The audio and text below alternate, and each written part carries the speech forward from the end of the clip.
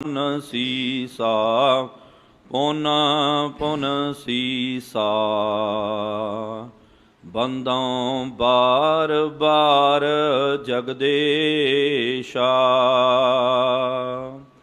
ਜਿਸ ਮਹਿ ਅੰਮ੍ਰਿਤ ਗਿਆਨ ਹੈ ਮਾਣਿਕ ਭਗਤ ਵੈਰਾਗਾ। ਸ਼੍ਰੀ ਗੁਰੂ ਗ੍ਰੰਥ ਸਾਹਿਬ ਊਦਧ ਬੰਦੋਂ ਕਰ ਅਨੁਰਾਗ। ਏਕੰਕਾਰਾ ਸਤਿਗੁਰੂ ਤਹਿ ਪ੍ਰਸਾਦ ਸੱਚ ਹੋਏ। ਵਾਹਿਗੁਰੂ ਜੀ ਕੀ ਫਤਿਹ।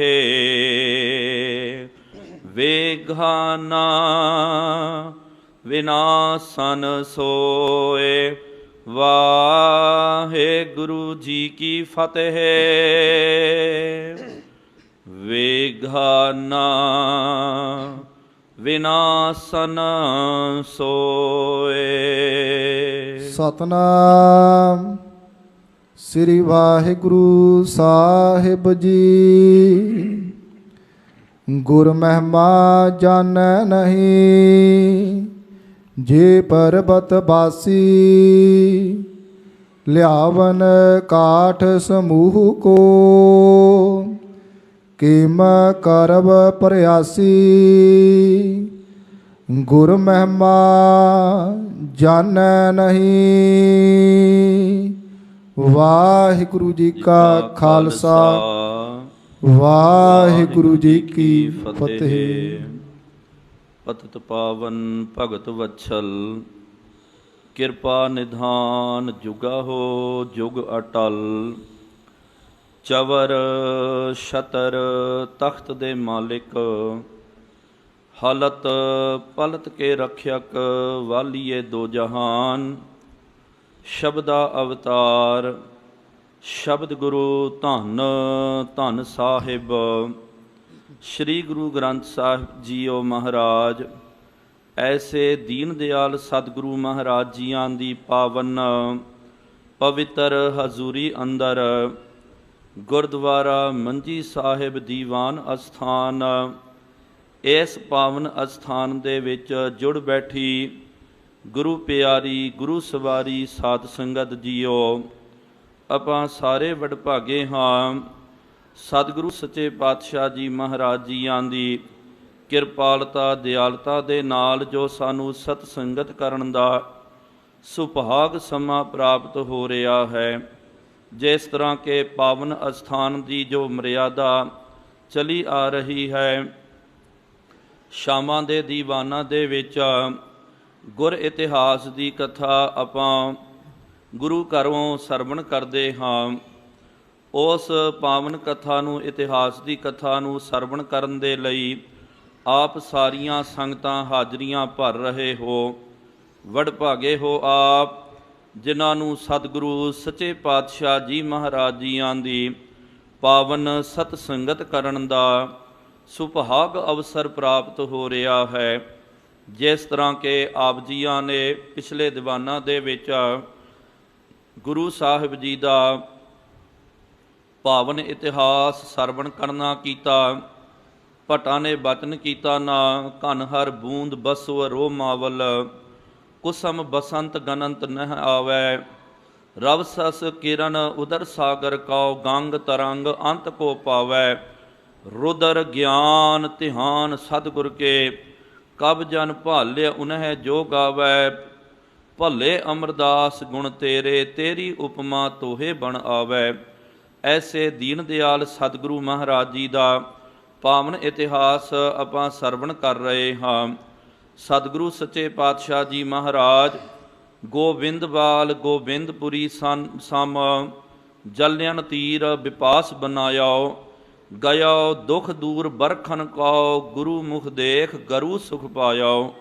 ਸਤਿਗੁਰੂ ਸੱਚੇ ਪਾਤਸ਼ਾਹ ਜੀ ਮਹਾਰਾਜ ਗੋਬਿੰਦਵਾਲ ਸਾਹਿਬ, ਇਹ ਜੋ ਪਾਵਨ ਨਗਰ ਆਪ ਮਹਾਰਾਜ ਜੀ ਨੇ ਵਸਾਇਆ, ਇਸ ਨਗਰ ਦੀ ਉਸਾਰੀ ਦਾ ਕੰਮ ਚੱਲ ਰਿਹਾ ਸੀ। ਸਤਿਗੁਰੂ ਸੱਚੇ ਪਾਤਸ਼ਾਹ ਜੀ ਮਹਾਰਾਜ ਜੀ ਦਾ ਜੋ ਹਜੂਰੀਆ ਸਿੱਖ ਭਾਈ ਬੱਲੂ ਨੇ ਮਹਾਰਾਜ ਜੀ ਦੇ ਚਰਨਾਂ ਵਿੱਚ ਬੇਨਤੀ ਕੀਤੀ ਕਿਹਾ ਸਤਿਗੁਰੂ ਸੱਚੇ ਪਾਤਸ਼ਾਹ ਜੀਓ ਮਹਾਰਾਜ, ਲੱਕੜਾਂ ਦੀ ਘਾਟ ਪੈਣ ਕਰਕੇ ਜੋ ਸੇਵਾ ਚੱਲ ਰਹੀ ਹੈ ਨਗਰ ਦੇ ਉਸਾਰੀ ਦਾ, ਘਰਾਂ ਨੂੰ ਬਣਾਉਣ ਦਾ ਜੋ ਕੰਮ ਚੱਲ ਰਿਹਾ ਹੈ ਉਹ ਥੋੜ੍ਹਾ ਜਿਹਾ ਰੁਕਿਆ ਹੋਇਆ ਹੈ। ਕਿਉਂਕਿ ਉਹਨਾਂ ਜ਼ਮਾਨਿਆਂ ਦੇ ਵਿੱਚ ਅਕਸਰ ਪਿਆਰਿਓ ਆਪਾਂ ਵੇਖਦੇ ਹਾਂ, ਅੱਜ ਵੀ ਕਈ ਜਿਹੜੇ ਪੁਰਾਤਨ ਘਰ ਆਦਿਕ ਹੁੰਦੇ ਹਨ, ਸਭ ਤੋਂ ਜ਼ਿਆਦਾ ਵਰਤੋਂ ਉਹਨਾਂ ਘਰਾਂ ਦੇ ਵਿੱਚ ਲੱਕੜ ਦੀ ਕੀਤੀ ਜਾਂਦੀ ਸੀ।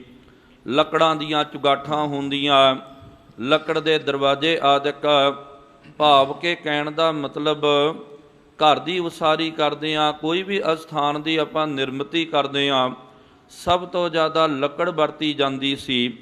ਅਤੇ ਆਪਣੇ ਇਲਾਕੇ ਦੇ ਵਿੱਚ, ਪੰਜਾਬ ਦੇ ਇਲਾਕੇ ਦੇ ਵਿੱਚ ਜਾਦੀ ਜੋ ਲੱਕੜਾਂ ਚਾਹੀਦੀਆਂ ਹਨ, ਦੇਵਦਾਰ ਦੀ ਲੱਕੜ ਹੋ ਗਿਆ ਅਤੇ ਚੀੜ ਹੋ ਗਿਆ, ਟੀਕ ਹੋ ਗਿਆ, ਇਹ ਜੋ ਲੱਕੜਾਂ ਵਿਸ਼ੇਸ਼ ਕਰਕੇ ਪਰਬਤ ਦੇ ਇਲਾਕੇ ਦੇ ਵਿੱਚ, ਪਹਾੜੀ ਇਲਾਕਿਆਂ ਦੇ ਵਿੱਚ ਇਹ ਲੱਕੜਾਂ ਪ੍ਰਾਪਤ ਹੁੰਦੀਆਂ ਸਨ।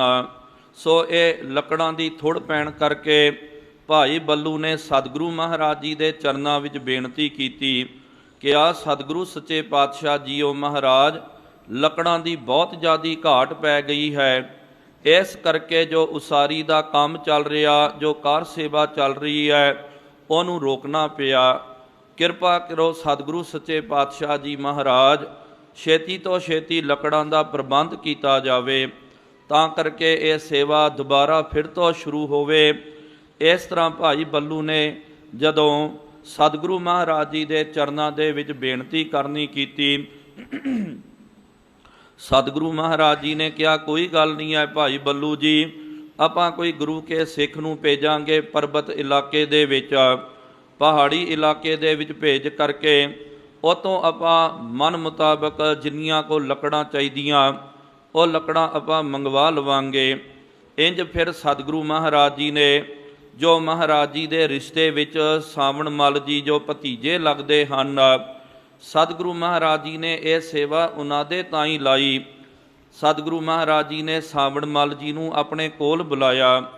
ਆਪਣੇ ਕੋਲ ਬੁਲਾ ਕਰਕੇ ਪਾਤਸ਼ਾਹ ਜੀ ਨੇ ਬਚਨ ਉਚਾਰਨ ਕੀਤਾ, ਕਿਹਾ ਕਿ ਸਾਵਣ ਮੱਲ, ਤੂੰ ਜਾ ਭਾਈ ਪਹਾੜੀ ਜੋ ਇਲਾਕਾ ਹੈ ਉਹਨਾਂ ਇਲਾਕਿਆਂ ਦੇ ਵਿੱਚ ਜਾ ਕਰਕੇ ਜੋ ਲੋੜੀਂਦੀਆਂ ਲੱਕੜਾਂ ਜੋ ਹਨ, ਜੋ ਉਸਾਰੀ ਦੇ ਲਈ ਚਾਹੀਦੀਆਂ ਹਨ, ਉਹ ਲੱਕੜਾਂ ਤੁਸੀਂ ਜਾ ਕਰਕੇ ਲੈ ਕਰਕੇ ਆਓ। ਜਦੋਂ ਸਤਿਗੁਰੂ ਮਹਾਰਾਜ ਜੀ ਨੇ ਸਾਵਣ ਮੱਲ ਨੂੰ ਇਹ ਬਚਨ ਕੀਤਾ, ਅੱਗੋਂ ਸਾਵਣ ਮੱਲ ਜੀ ਨੇ ਗਲ ਵਿੱਚ ਪੱਲਾ ਪਾ ਕਰਕੇ ਸਤਿਗੁਰੂ ਮਹਾਰਾਜ ਜੀ ਦੇ ਚਰਨਾਂ ਦੇ ਵਿੱਚ ਬੇਨਤੀ ਕੀਤੀ, ਕਿਹਾ ਕਿ ਸਤਿਗੁਰੂ ਮਹਾਰਾਜ ਆਪ ਜੀ ਨੇ ਕਿਹਾ ਕਿ ਜਾਓ ਲੱਕੜਾਂ ਲੈ ਕਰਕੇ ਆਓ। ਉਹ ਜੋ ਪਰਬਤ ਵਾਸੀ ਹਨ, ਉਹ ਜੋ ਪਹਾੜੀ ਇਲਾਕੇ ਦੇ ਵਿੱਚ ਰਹਿਣ ਵਾਲੇ ਲੋਕ, ਜਿਨ੍ਹਾਂ ਦੇ ਨਾਲ ਮੇਰੀ ਕੋਈ ਜਾਣ ਪਹਿਚਾਣ ਨਹੀਂ ਹੈ, ਨਾ ਹੀ ਉਹ ਆਪ ਜੀ ਨੂੰ ਕੋਈ ਪਹਿਚਾਣਦੇ ਹਨ, ਅਤੇ ਕੋਈ ਆਪ ਨੇ ਮਾਇਆ ਵੀ ਨਹੀਂ ਦਿੱਤੀ ਹੈ। ਜੇ ਮੰਨ ਲਿਆ ਜਾਵੇ ਕਿ ਆਪ ਨੇ ਮਾਇਆ ਦਿੱਤੀ ਹੋਵੇ, ਬਹੁਤ ਸਾਰਾ ਧਨ ਦਿੱਤਾ ਹੋਵੇ, ਅਤੇ ਕਿਹਾ ਕਿ ਜਾਓ ਭਾਈ ਹੁਣ ਤੁਸੀਂ ਲੈ ਕਰਕੇ ਆਓ, ਤਾਂ ਗੱਲ ਬਣ ਜਾਵੇਗੀ। ਮੈਂ ਮਾਇਆ ਦੇ ਕਰਕੇ ਤੋਲ ਮੋਲ ਕਰਕੇ ਫਿਰ ਲੱਕੜਾਂ ਲੈ ਕਰਕੇ ਆਵਾਂਗਾ। ਮਾਇਆ ਵੀ ਨਹੀਂ ਦਿੱਤੀ ਹੈ ਆਪ ਜੀ ਨੇ। ਆਪ ਜੀ ਨੇ ਤੇ ਨਾਲ ਕਿਹਾ ਕਿ ਤੁਸਾਂ ਨੇ ਕੱਲਿਆਂ ਨੇ ਜਾਣਾ ਹੈ, ਅਤੇ ਮੈਂ ਕੱਲਾ ਕਿਸ ਤਰ੍ਹਾਂ ਜਾਵਾਂਗਾ, ਮਾਇਆ ਵੀ ਨਹੀਂ ਹੈ ਮੇਰੇ ਕੋਲ। ਉਹ ਓਪਰੇ ਲੋਕ ਹਨ, ਪਰਾਏ ਲੋਕ ਹਨ, ਉਹਨਾਂ ਦੇ ਨਾਲ ਕੋਈ ਸਾਡੀ ਸਾਂਝੀਵਾਲਤਾ ਨਹੀਂ ਹੈ, ਉਹਨਾਂ ਦੀ ਬੋਲੀ ਵੀ ਵੱਖਰੀ ਹੈ, ਉਹ ਲੋਕ ਵੀ ਵੱਖਰੇ ਹਨ, ਅਤੇ ਉਹ ਲੋਕ ਗੁਰੂ ਸਾਹਿਬ ਜੀ ਦੀ ਮਹਿਮਾ ਤੋਂ ਅਣਜਾਣ ਹਨ। ਅਤੇ ਆਪ ਦੱਸੋ ਮਹਾਰਾਜ, ਮੈਂ ਕਿਸ ਤਰ੍ਹਾਂ ਜਾ ਕਰਕੇ ਲੱਕੜਾਂ ਲੈ ਕਰਕੇ ਆਵਾਂ। ਇਸ ਤਰ੍ਹਾਂ ਭਾਈ ਸਾਵਣ ਮੱਲ ਜੀ ਨੇ ਮਹਾਰਾਜ ਜੀ ਦੇ ਚਰਨਾਂ ਦੇ ਵਿੱਚ ਜੋ ਪ੍ਰਸ਼ਨ ਕੀਤੇ ਹਨ, ਭਾਵ ਕਿ ਜੋ ਬੇਨਤੀਆਂ ਕੀਤੀਆਂ, ਫਿਰ ਸਤਿਗੁਰੂ ਮਹਾਰਾਜ ਜੀ ਇਹਦਾ ਕਿਸ ਤਰ੍ਹਾਂ ਜਵਾਬ ਦਿੰਦੇ, ਕਿਸ ਤਰ੍ਹਾਂ ਸਾਵਣ ਮੱਲ ਜੀ ਨੂੰ ਤੋਰਦੇ ਹਨ। ਆਓ ਗੁਰੂ ਕੇ ਪਿਆਰਿਓ, ਉਹ ਪਾਵਨ ਗੁਰੂ ਸਾਹਿਬ ਜੀ ਦਾ ਪਾਵਨ ਇਤਿਹਾਸ ਆਪਾਂ ਸਰਵਣ ਕਰਨਾ ਕਰੀਏ। ਕੋਈ ਵੀ ਰਸਨਾ ਬਾਂਝੀ ਨਾ ਰਵੇ। ਜਿੱਥੇ ਜਿੱਥੇ ਆਪ ਜੀ ਵਿਰਾਜਮਾਨ ਹੋ ਸਕਦਾ ਕਿ ਬਹੁਤ ਸਾਰੀਆਂ ਸੰਗਤਾਂ ਇੱਥੇ ਦੀਵਾਨ ਅਸਥਾਨ ਮੰਜੀ ਸਾਹਿਬ ਦੇ ਵਿੱਚ ਵਿਰਾਜਮਾਨ ਹਨ। ਬਹੁਤ ਸਾਰੇ ਗੁਰਮੁਖ ਪਿਆਰੇ ਜੋ ਆਪਣੇ ਘਰਾਂ ਦੇ ਵਿੱਚ ਇੰਟਰਨੈਟ ਜਾਂ ਟੈਲੀਵਿਜ਼ਨ ਦੇ ਮਾਧਿਅਮ ਦੇ ਰਾਹੀਂ ਪਾਵਨ ਅਸਥਾਨ ਦੇ ਨਾਲ ਗੁਰੂ ਕੇ ਇਤਿਹਾਸ ਦੇ ਨਾਲ ਜੋ ਜੁੜੇ ਹੋਏ ਹਨ। ਕਹਿਣ ਦਾ ਭਾਵ ਜਿੱਥੇ ਜਿੱਥੇ ਆਪ ਜੀ ਵਿਰਾਜਮਾਨ ਹੋ, ਆਪਣੇ ਸੁਰਤੀ ਦੀ ਹਾਜ਼ਰੀ ਸਤਿਗੁਰੂ ਮਹਾਰਾਜ ਜੀ ਦੇ ਚਰਨਾਂ ਦੇ ਵਿੱਚ ਆਪਾਂ ਦਰਜ ਕਰਨਾ ਕਰੀਏ। ਕੋਈ ਵੀ ਰਸਨਾ ਬਾਂਝੀ ਨਾ ਰਵੇ। ਅਦਬ ਤੇ ਪ੍ਰੇਮ ਸਤਿਕਾਰ ਸਹਿਤ ਧੰਨ ਸਾਹਿਬ ਸ੍ਰੀ ਗੁਰੂ ਗ੍ਰੰਥ ਸਾਹਿਬ ਜੀ ਮਹਾਰਾਜ ਜੀ ਦੇ ਅੱਗੇ ਨਤਮਸਤਕ ਹੁੰਦਿਆਂ ਉਚਾਰਨ ਕਰਨਾ ਕਰੋ ਜੀ ਸਤਿਨਾਮ ਸ਼੍ਰੀ ਵਾਹਿਗੁਰੂ ਜੀ। ਫਿਰ ਇੱਕ ਵਾਰੀ ਉਚਾਰਨ ਕਰੋ ਜੀ ਸਤਿਨਾਮ ਸ਼੍ਰੀ ਵਾਹਿਗੁਰੂ ਜੀ। ਸਤਨਾਮ ਸ੍ਰੀ ਵਾਹਿਗੁਰੂ ਸਾਹਿਬ ਜੀ। ਗੁਰ ਮਹਿਮਾ ਜਾਣੈ ਨਹੀਂ ਜੇ ਪਰਬਤ ਬਾਸੀ। ਸਤਿਗੁਰੂ ਮਹਾਰਾਜ ਜੀ ਦੇ ਅੱਗੇ ਭਾਈ ਸਾਵਣ ਮੱਲ ਜੀ ਨੇ ਬਚਨ ਕਰਨਾ ਕੀਤਾ। ਕਿਹਾ ਕਿ ਸਤਿਗੁਰੂ ਮਹਾਰਾਜ ਜੋ ਪਰਬਤ ਵਾਸੀ ਜੋ ਪਹਾੜੀ ਲੋਕ ਹਨ, ਉਹ ਆਪ ਜੀ ਦੀ ਮਹਿਮਾ ਨੂੰ ਨਹੀਂ ਜਾਣਦੇ ਹਨ, ਉਹ ਆਪ ਜੀ ਦੀ ਮਹਿਮਾ ਤੋਂ ਅਣਜਾਣ ਹਨ। ਲਿਆਵਨ ਕਾਠ ਸਮੂਹ ਕੋ ਕਿਮ ਕਰਵ ਪਰਿਆਸੀ। ਸਤਿਗੁਰੂ ਮਹਾਰਾਜ ਫਿਰ ਮੈਂ ਕਿਸ ਤਰ੍ਹਾਂ ਪ੍ਰਯਾਸ ਕਰਨਾ ਕਰਾਂ, ਕਿਸ ਤਰ੍ਹਾਂ ਸਤਿਗੁਰੂ ਸੱਚੇ ਪਾਤਸ਼ਾਹ ਜੀ ਮਹਾਰਾਜ ਆਪ ਜੀ ਨੇ ਜੋ ਬਚਨ ਕੀਤਾ ਕਿ ਲੱਕੜਾਂ ਲੈ ਕਰਕੇ ਆਓ, ਤੇ ਆਪ ਨੂੰ ਪਤਾ ਹੋਵੇਗਾ ਕਿ ਮਹਾਰਾਜ ਉਹ ਆਪ ਜੀ ਦੀ ਮਹਿਮਾ ਤੋਂ ਅਣਜਾਣ ਹਨ। ਫਿਰ ਕਿਸ ਤਰ੍ਹਾਂ ਜਾ ਕਰਕੇ ਮੈਂ ਪ੍ਰਯਾਸ ਕਰਨਾ ਕਰਾਂ, ਯਤਨ ਕਰਨਾ ਕਰਾਂ ਲੱਕੜਾਂ ਨੂੰ ਲਿਆਉਣ ਦੇ ਲਈ। ਜੋ ਬਿਦ ਆਪ ਬਖਾਨ ਹੋ ਤੈਸੇ ਮੈਂ ਲਿਆਵਾਂ। ਠੀਕ ਹੈ ਮਹਾਰਾਜ, ਮੈਂ ਅਲਪੱਗ ਹਾਂ, ਆਪ ਜੀ ਸਮਰੱਥ ਹੋ। ਕਿਰਪਾ ਕਰੋ ਜੋ ਆਪ ਜੀ ਵਿਧ ਬਤਾਓਗੇ, ਜੋ ਆਪ ਜੀ ਮਾਰਗ ਦੱਸੋਗੇ, ਉਸ ਵਿਧ ਮੁਤਾਬਕ ਮੈਂ ਜਾ ਕਰਕੇ ਲੱਕੜਾਂ ਲੈ ਕੇ ਆਉਣੀ ਹੈ। ਕਹਿ ਅਜਮਤ ਮੁਝ ਨਿਕਟ ਹੋਏ ਨਿਰਪ ਕੋ ਦਰਸਾਵੋ। ਦੇਖੋ ਸਤਿਗੁਰੂ ਮਹਾਰਾਜ ਜੀ ਆਪ ਜੀ ਨੇ ਕੋਈ ਮਾਇਆ ਨਹੀਂ ਦਿੱਤੀ, ਕੋਈ ਸੰਗੀ ਸਾਥੀਆਂ ਨੂੰ ਨਹੀਂ ਭੇਜਿਆ। ਮੈਂ ਆਪਣੇ ਵੱਲੋਂ ਇਹ ਬੇਨਤੀ ਕਰ ਰਿਹਾ ਹਾਂ, ਜਾਂ ਮਹਾਰਾਜ ਆਪ ਜੀ ਆਪਣੇ ਖਜ਼ਾਨਿਆਂ ਦੇ ਵਿੱਚੋਂ ਰੰਚਕ ਮਾਤਰ ਮੈਨੂੰ ਕਰਾਮਾਤ ਸ਼ਕਤੀਆਂ ਦਿਓ, ਤੇ ਮੈਂ ਇਹ ਸ਼ਕਤੀਆਂ ਲਿਆ ਕੇ ਜਾਵਾਂ, ਇਹ ਕਰਾਮਾਤਾਂ ਲੈ ਕਰਕੇ ਜਾਵਾਂ। ਉੱਥੋਂ ਦਾ ਜਿਹੜਾ ਰਾਜਾ ਹੈ ਪਹਾੜੀ ਰਾਜਾ, ਉਹਨੂੰ ਮੈਂ ਆਪਣੀ ਸ਼ਕਤੀ ਦੇ ਨਾਲ ਆਪਣਾ ਕਾਇਲ ਬਣਾ ਲਵਾਂ, ਤੇ ਉਹ ਬੜਾ ਪ੍ਰਭਾਵਿਤ ਹੋਵੇਗਾ। ਫਿਰ ਉਸ ਤੋਂ ਬਾਅਦ ਇਹ ਕਰਾਮਾਤਾਂ ਨੂੰ ਸ਼ਕਤੀਆਂ ਨੂੰ ਵੇਖ ਕਰਕੇ ਉਹ ਆਪ ਜੀ ਦੇ ਚਰਨਾਂ ਦਾ ਮੁਰੀਦ ਬਣ ਜਾਵੇਗਾ। ਫਿਰ ਮਹਾਰਾਜ ਕੋਈ ਦਿੱਕਤ ਨਹੀਂ ਹੋਵੇਗੀ। ਫਿਰ ਤਾਂ ਜੇ ਰਾਜਾ ਆਪ ਜੀ ਦੇ ਚਰਨਾਂ ਦਾ ਭਵਰਾ ਬਣ ਗਿਆ, ਫਿਰ ਤਾਂ ਜਿੰਨੀਆਂ ਮਰਜ਼ੀਆਂ ਲੱਕੜਾਂ ਆਪਾਂ ਲੈ ਕਰਕੇ ਆ ਸਕਦੇ ਹਾਂ। ਕਰੋ ਸਿੱਖ ਤਿਸ ਦੇਸ਼ ਕੋ ਆਗਿਆ ਪੁਨ ਮਾਨੈ। ਕਿਰਪਾ ਕਰੋ ਮਹਾਰਾਜ, ਜੇ ਆਪ ਜੀ ਨੇ ਕਰਾਮਾਤਾਂ ਦਿੱਤੀਆਂ ਤੇ ਕਰਾਮਾਤਾਂ ਲੈ ਕਰਕੇ ਜਾਵਾਂਗਾ, ਉਹ ਰਾਜੇ ਨੂੰ ਮੈਂ ਆਪ ਜੀ ਦਾ ਸਿੱਖ ਬਣਾ ਲਵਾਂ। ਉਸ ਤੋਂ ਬਾਅਦ ਸਾਰੀ ਪ੍ਰਜਾ, ਕਿਉਂਕਿ ਜੋ ਵੱਡੇ ਲੋਕ ਹੁੰਦੇ ਹਨ, ਰਾਜੇ ਮਹਾਰਾਜੇ ਹੁੰਦੇ ਹਨ, ਉਹਨਾਂ ਦਾ ਪ੍ਰਜਾ ਦੇ ਉੱਤੇ ਬਹੁਤ ਜ਼ਿਆਦਾ ਪ੍ਰਭਾਵ ਹੁੰਦਾ। ਇੱਕ ਵਾਰੀ ਕੋਈ ਆਮ ਆਪਾਂ ਵੇਖਦੇ ਨਾ ਗੁਰਮੁਖੋ, ਆਮ ਕੋਈ ਜਨ ਸਧਾਰਨ ਵਿਅਕਤੀ ਕਿਹਦੇ ਉੱਤੇ ਪ੍ਰਭਾਵਿਤ ਹੋ ਜਾਵੇ, ਕੋਈ ਗੱਲ ਨਹੀਂ ਹੁੰਦੀ ਹੈ। ਲੋਕ ਵੀ ਕਹਿੰਦੇ ਕੋਈ ਗੱਲ ਨਹੀਂ ਹੈ ਜੀ, ਆਹ ਬੰਦਾ ਫਲਾਣੇ ਤੋਂ ਪ੍ਰਭਾਵਿਤ ਹੋ ਗਿਆ। ਲੇਕਿਨ ਵੱਡਾ ਬੰਦਾ, ਜੋ ਰਾਜੇ ਮਹਾਰਾਜੇ ਮਰਾਦਬੇ ਵਾਲੇ ਵੱਡੇ ਲੋਕ ਹੁੰਦੇ ਹਨ, ਉਹ ਜੇ ਪ੍ਰਭਾਵਿਤ ਹੋ ਜਾਣ, ਉਹਨਾਂ ਨੂੰ ਵੇਖ ਕਰਕੇ ਤਿੰਨਾ ਦੇਖ ਮਨ ਚਾਉ ਉੱਠਣ ਦਾ ਦੂਜਿਆਂ ਦੇ ਮਨ ਦੇ ਵਿੱਚ ਵੀ ਬੜਾ ਚਾਅ ਪੈਦਾ ਹੋ ਜਾਣਾ। ਜੇ ਰਾਜਾ ਆਪ ਜੀ ਦੇ ਚਰਨਾਂ ਦਾ ਮੁਰੀਦ ਬਣ ਗਿਆ, ਸਿੱਖ ਬਣ ਗਿਆ, ਤਾਂ ਮਹਾਰਾਜ ਉਹ ਸਾਰਾ ਇਲਾਕਾ, ਉਹ ਇਲਾਕਾ ਨਿਵਾਸੀ ਜੋ ਸੰਗਤ ਹੈ, ਉਹ ਆਪ ਜੀ ਦੇ ਮੁਰੀਦ ਬਣ ਜਾਣਗੇ। ਆਵੈ ਦੀਰਘ ਧਾਰ ਤਬ ਹਮ ਜਿਤਿਕ ਬਖਾਨੈ। ਆਪ ਜੀ ਦੱਸਣਾ ਕਰੋ, ਜਿੰਨੀ ਕੋ ਆਪ ਜੀ ਫਿਰ ਲੱਕੜਾਂ ਦੱਸੋਗੇ ਨਾ, ਉਹ ਦੇਵਦਾਰ, ਇੱਥੇ ਦਾਰ ਦਾ ਮਤਲਬ ਹੈ ਦੇਵਦਾਰ, ਇਹ ਵਿਸ਼ੇਸ਼ ਕਰਕੇ ਲੱਕੜ ਹੁੰਦੀ ਹੈ। ਇਹਦੀ ਉਤਪਤੀ ਖਾਸ ਕਰਕੇ ਪਹਾੜੀ ਇਲਾਕਿਆਂ ਦੇ ਵਿੱਚ ਹੁੰਦੀ। ਦੇਵਦਾਰ ਹੋ ਗਿਆ, ਚੀੜ ਹੋ ਗਿਆ, ਟੀਕ ਹੋ ਗਿਆ, ਇਹ ਕਿਸਮਾਂ ਦੀਆਂ ਜੋ ਲੱਕੜਾਂ ਹਨ, ਖਾਸ ਕਰਕੇ ਪਹਾੜੀ ਇਲਾਕਿਆਂ ਦੇ ਵਿੱਚ ਇਹਨਾਂ ਦੀ ਪੈਦਾਵਾਰ ਹੁੰਦੀ ਹੈ।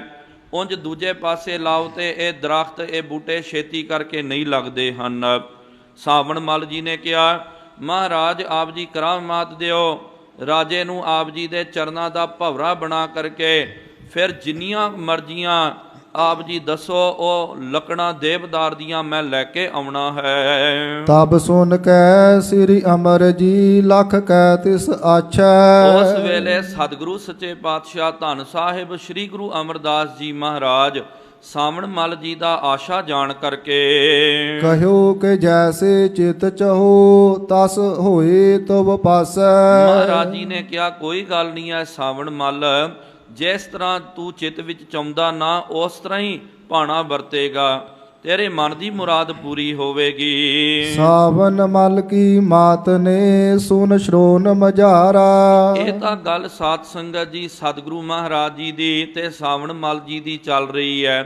ਜਦੋਂ ਉਹਨਾਂ ਦੇ ਸਤਿਕਾਰਯੋਗ ਮਾਤਾ ਨੂੰ ਪਤਾ ਚੱਲਿਆ, ਕਰਿਓ ਪੁੱਤਰ ਕੋ ਮੋਹ ਬੋਹ ਔਰ ਮੈਂ ਡਰ ਧਾਰਾ। ਕਿਉਂਕਿ ਉਹਨੂੰ ਆਪਣੇ ਬੱਚੇ ਦਾ ਬਹੁਤ ਜ਼ਿਆਦਾ ਪਿਆਰ ਹੈ, ਮੋਹ ਹੈ।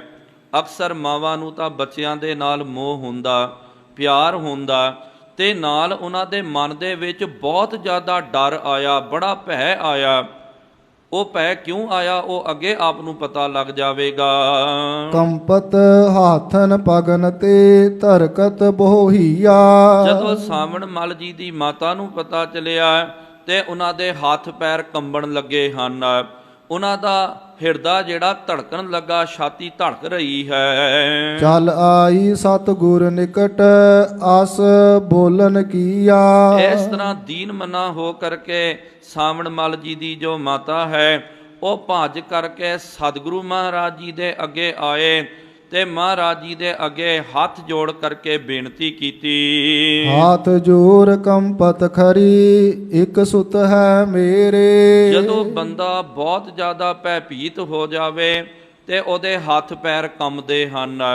ਇਸ ਤਰ੍ਹਾਂ ਹੀ ਸਾਵਣ ਮੱਲ ਜੀ ਦੀ ਜੋ ਮਾਤਾ, ਉਹਨਾਂ ਦੇ ਹੱਥ ਪੈਰ ਬੜੇ ਕੰਬ ਰਹੇ ਤੇ ਉਹਨਾਂ ਨੇ ਮਹਾਰਾਜ ਜੀ ਦੇ ਅੱਗੇ ਬੇਨਤੀ ਕੀਤੀ, ਕਿਹਾ ਕਿ ਸਤਿਗੁਰੂ ਸੱਚੇ ਪਾਤਸ਼ਾਹ ਜੀ ਮਹਾਰਾਜ ਆਪ ਜੀ ਦੀ ਕਿਰਪਾ ਦੇ ਨਾਲ ਘਰ ਦੇ ਵਿੱਚ ਇੱਕੋ ਇੱਕ ਲੜਕਾ ਹੈ। ਹਾਂ, ਜੇ 2-4 ਬੱਚੇ ਹੁੰਦੇ ਤਾਂ ਮੈਂ ਵੀ ਥੋੜ੍ਹੀ ਢੀਠ ਬਣ ਕਰਕੇ ਕਹਿ ਸਕਦੀ ਹਾਂ, ਕੋਈ ਗੱਲ ਨਹੀਂ ਹੈ, 2 ਬੱਚੇ ਘਰ ਵਿੱਚ ਰਹਿਣਗੇ, ਇੱਕ ਬੱਚਾ ਚੱਲ ਗਿਆ, ਕੋਈ ਗੱਲ ਨਹੀਂ ਹੈ, ਲੇਕਿਨ ਇੱਕੋ ਇੱਕ ਮੇਰਾ ਕਾਕਾ ਹੈ। ਡਾਕਨ ਪਰਬਤ ਮਹਿ ਰਹਿਤ ਮੈਂ ਸੁਨੀ ਕਨੇਰੇ। ਇਹਨਾਂ ਦੇ ਮਨ ਵਿੱਚ ਡਰ ਕਿਉਂ ਸੀ, ਇਹ ਹੁਣ ਉਹਨਾਂ ਨੇ ਪ੍ਰਗਟ ਕਰਨਾ ਕੀਤਾ।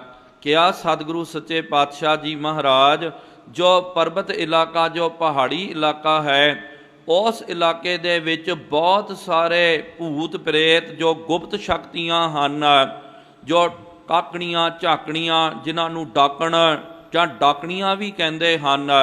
ਇਹ ਗੁਪਤ ਜੋ ਰੂਹਾਂ ਹੁੰਦੀਆਂ, ਜੋ ਨਿਖਿੱਧ ਆਤਮਾਵਾਂ ਹੁੰਦੀਆਂ, ਇਹ ਉਹਨਾਂ ਦੇ ਵੱਖ-ਵੱਖ ਪ੍ਰਕਾਰ ਹੈ। ਭੂਤ ਬੋਲੋ, ਪ੍ਰੇਤ ਬੋਲੋ, ਜਾਂ ਕੋਈ ਟਾਕਣੀ ਬੋਲੋ, ਕਾਕਣੀ ਬੋਲੋ, ਝਾਕਣੀ ਬੋਲੋ, ਇਸ ਤਰ੍ਹਾਂ ਇਹਨਾਂ ਦੀਆਂ ਕਿਸਮਾਂ ਹਨ। ਤੇ ਸਤਿਗੁਰੂ ਮਹਾਰਾਜ ਨੇ ਵੀ ਪਿਆਰਿਓ ਇਹ ਬਚਨ ਕੀਤਾ। ਕਈ ਵਾਰੀ ਨਾ ਕਈ ਜਿਹੜੇ ਕੁਛ ਇਹੋ ਜਿਹੇ ਮਨੋਬਿਰਤੀ ਵਾਲੇ ਲੋਕ ਹੁੰਦੇ ਹਨ, ਜਦੋਂ ਇਸ ਤਰ੍ਹਾਂ ਦੀ ਗੱਲ ਆਵੇ ਉਹ ਤੁਰੰਤ ਕਿੰਤੂ ਪਰੰਤੂ ਕਰ ਜਾਂਦੇ। ਉਹ ਕਹਿੰਦੇ ਕਿ ਭਾਈ ਅੱਜ ਦਾ ਵਿਗਿਆਨਿਕ ਯੁੱਗ ਹੈ, ਭਾਈ ਸਾਹਿਬ ਜੀ ਤੁਸੀਂ ਇਹ ਕਿਹੜੀਆਂ ਗੱਲਾਂ ਕਰ ਰਹੇ ਹੋ, ਗੁਪਤ ਰੂਹਾਂ ਕਿੱਥੇ ਹੁੰਦੀਆਂ। ਲੇਕਿਨ ਗੁਰਮੁਖੋ ਯਾਦ ਰੱਖੋ, ਅੱਜ ਦਾ ਜੋ ਸਾਇੰਸਦਾਨ ਹੈ ਉਹਨੇ ਵੀ ਇਹ ਗੱਲ ਨੂੰ ਸਿੱਧ ਕਰਨਾ ਕੀਤਾ। ਪ੍ਰੈਕਟੀਕਲੀ ਉਹਨਾਂ ਨੇ ਵੀ ਦੱਸ ਦਿੱਤਾ ਕਿ ਭਾਈ ਜੋ ਪ੍ਰਤੱਖ ਤੁਹਾਨੂੰ ਨਜ਼ਰ ਆ ਰਿਹਾ, ਇਸ ਤੋਂ ਕਈ ਗੁਣਾ ਜ਼ਿਆਦਾ ਗੁਪਤ ਸ਼ਕਤੀਆਂ, ਗੁਪਤ ਰੂਹਾਂ ਹੁੰਦੀਆਂ ਹਨ। ਸਤਿਗੁਰੂ ਮਹਾਰਾਜ ਨੇ ਤਾਂ ਪਿਆਰਿਓ ਪਹਿਲਾਂ ਹੀ ਕਹਿ ਦਿੱਤਾ ਨਾ। ਆਪਾਂ ਰੋਜ਼ ਗੁਰਬਾਣੀ ਵਿੱਚ ਪੜ੍ਹਦੇ ਹਾਂ ਕਿ ਕਈ ਕੋਟ ਭੂਤ ਪ੍ਰੇਤ ਸੂਕਰ ਮਿਰਗਾਚ। ਇਹ 1-2 ਦੀ ਗਿਣਤੀ ਨਹੀਂ, ਕਈ ਅਣਗਿਣਤ ਕਰੋੜਾਂ ਦੀ ਗਿਣਤੀ ਦੇ ਵਿੱਚ ਇਹਨਾਂ ਦੀ ਹਸਤੀ ਹੈ। ਸਾਵਣ ਮੱਲ ਦੀ ਮਾਤਾ ਨੇ ਬਚਨ ਕੀਤਾ, ਕਿਹਾ ਕਿ ਸਤਿਗੁਰੂ ਮਹਾਰਾਜ ਸੁਣਿਆ ਕਿ ਪਰਬਤ ਇਲਾਕਾ, ਪਹਾੜੀ ਇਲਾਕੇ ਦੇ ਵਿੱਚ ਬਹੁਤ ਸਾਰੀਆਂ ਗੁਪਤ ਰੂਹਾਂ ਹੁੰਦੀਆਂ ਹਨ। ਕਾਟ ਕਰੇ ਜਾ ਖਾਏਗੀ ਪਰਦੇਸੀ ਜਾਣੈ। ਇਹ ਵੀ ਸੁਣਿਆ ਕਿ ਕੋਈ ਵੀ ਓਪਰਾ ਬੰਦਾ, ਪਰਦੇਸੀ ਬੰਦਾ ਜਦੋਂ ਪਹਾੜੀ ਇਲਾਕੇ ਵਿੱਚ ਜਾਂਦਾ ਨਾ, ਉਸ ਵੇਲੇ ਗੁਪਤ ਸ਼ਕਤੀਆਂ ਜਿਹੜੀਆਂ ਉਹਨਾਂ ਦਾ ਕਾਲਜਾ ਕੱਢ ਕਰਕੇ ਖਾ ਜਾਂਦੀਆਂ, ਉਹਨਾਂ ਨੂੰ ਖਤਮ ਕਰ ਦਿੰਦੀਆਂ।